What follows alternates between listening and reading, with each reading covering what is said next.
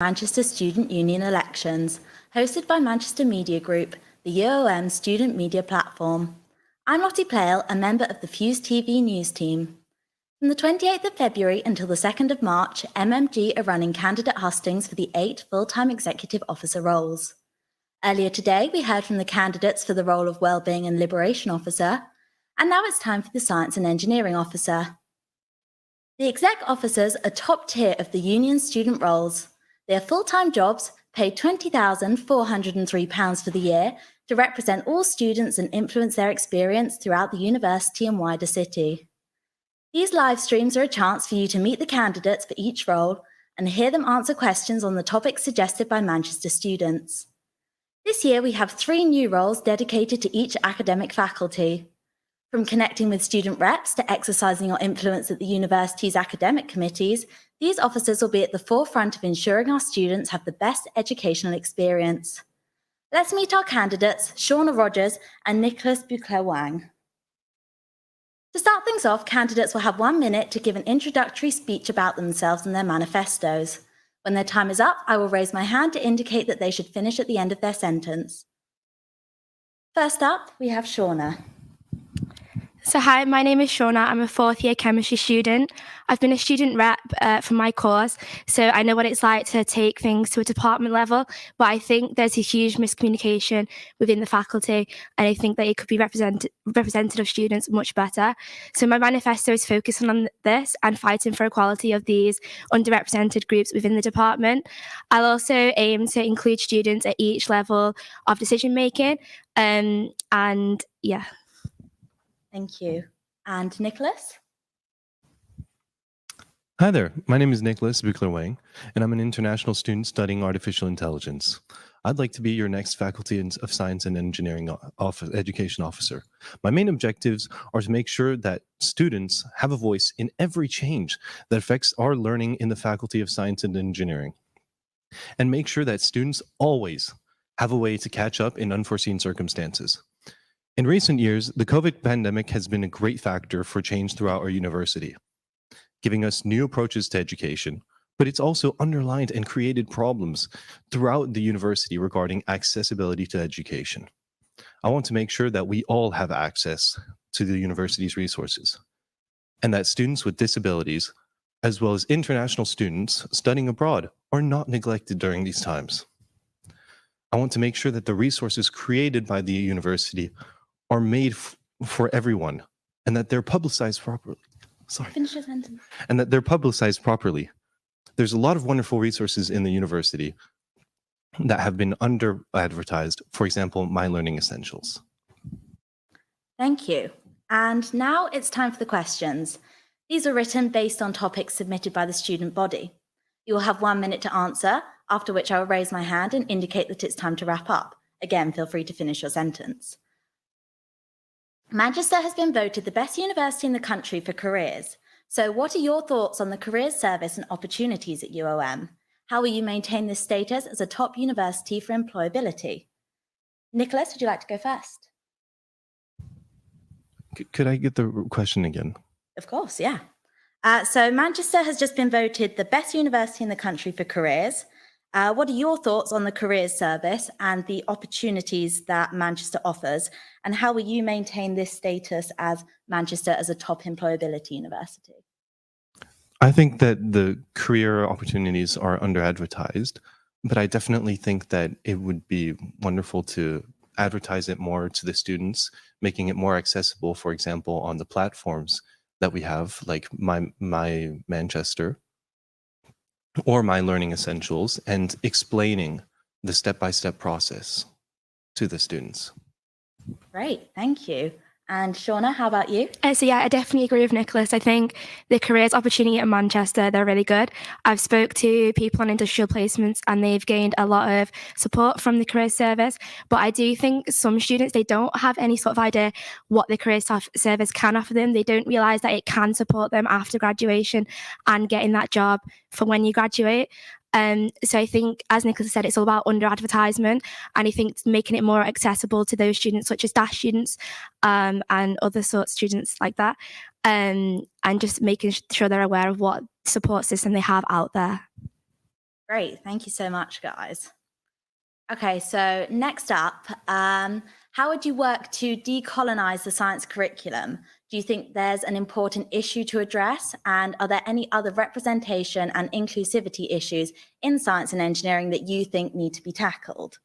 Shauna, if you'd like to go first this time. So yes, I mentioned in my manifesto that one of my key aims was to sort of destroy the stigma and represent those underrepresented groups. So as a woman myself in science, I know that there is a big problem with the science and engineering industry being male dominated. And if you look around the faculty, it is largely older males running the science and engineering faculty. So I would really like to push for events for women, to see inspirational women, LGBTQ plus science and engineering personnel come into the faculty, inspire people. I've been part of the EDI committees, the Equality, Diversity and Inclusion Committee, and I've seen how this underrepresentation affects students directly. So I would definitely like to make a community with those students and make sure that they are definitely represented as the faculty continues. Great, thank you. And how about you, Nicholas? I definitely agree with Shauna. I think that it would be wonderful to create and organize events like meet and greets with women in STEM who have been doing amazing achievements, as well as any LGBTQ people who are in STEM who also have been doing wonderful achievements that can inspire the students of these groups and help them feel more represented in STEM. Great, thank you. Okay, so on to our third question. So considerable money has been pumped into the new engineering building. How will you guys make sure that it's worth it?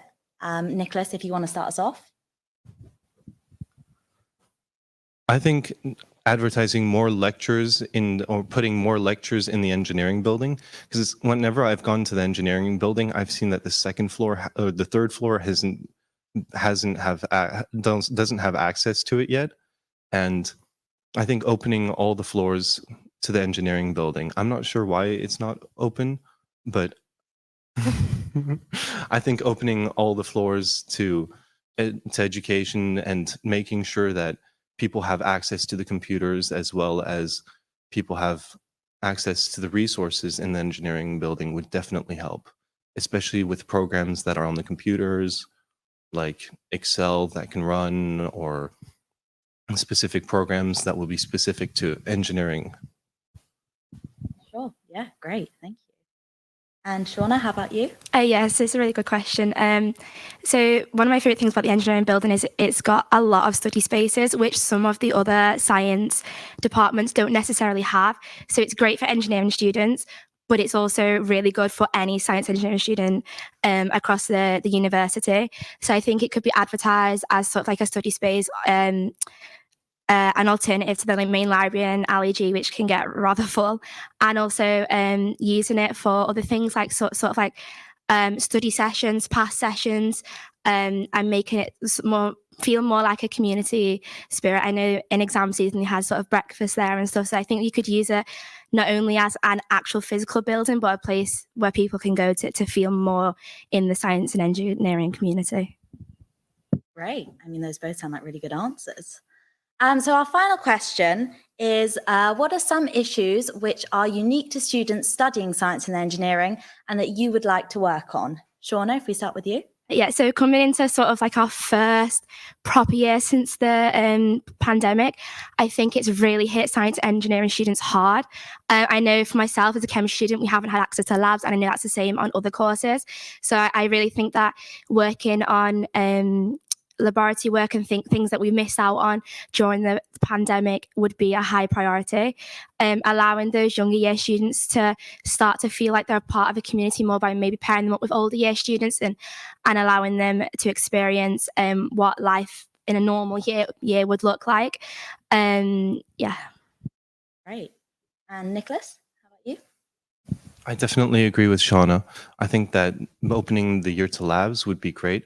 But as a computer science student, I've seen a lot of, well, in our students and around us, I've seen that it's been really difficult to get well, access to courseworks that are done corrected immediately, since we have such a plethora of students, and to have access to the teachers, since there's just so many students. I'd like to work on making it more organized and helping students be able to access things much easier and much quicker. Great, thank you. So now you've each got a chance to make a closing statement and also to talk about something that you might not yet have had the chance to cover. So if Nicholas, maybe you want to start us off? Obviously, if there isn't anything, that's absolutely fine. No? Okay, Shauna, anything else? A closing statement or anything else you want to say? I think we covered quite a wide scope, but I meant to mention DASH students and sort of the carrying on from what we just said about the pandemic, the mitigating circumstances approaches and those decisions at the faculty level, and ensure that students are involved in those as well as the social and academic side of things. Okay, great. Thank you, guys. Thank you so much for taking part today. And for anyone at home, you can find the full candidate manifestos and all of the other roles as well at manchesterstudentunion.com/lead-MCR. Coming up later, we have the candidate question time for the research officer role. And just to let you know, voting opens at 10 a.m. on Monday, the 7th of March for exec officer elections and associate chair elections, with results announced live on March 11th. Don't miss the chance to have your say.